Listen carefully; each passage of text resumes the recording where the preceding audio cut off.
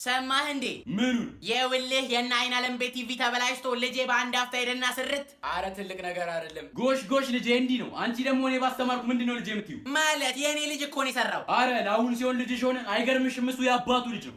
9 ወር ጠብቄ አምጬ ብዬ በወለድኩ አይገርምህም? የእናቱ ልጅ ነው። መልኩን ራሱ እስኪ ቁርጥ እኮ እኔን ነው። ልቡ ግን እኔ ነው። እኔ እንግዲህ ካንቺ ጋር ጭቅጭቅ ተዋት ልጄ፣ ዝም በላት። ወዴት እሱን ወደ አንተ መጠቅለል ነው። ተወው ልጄ፣ እሱን እኔ እሻልሃለሁ። አረ አታስቡ፣ ችግር የለውም። እኔ ሁለታችሁም ነኝ።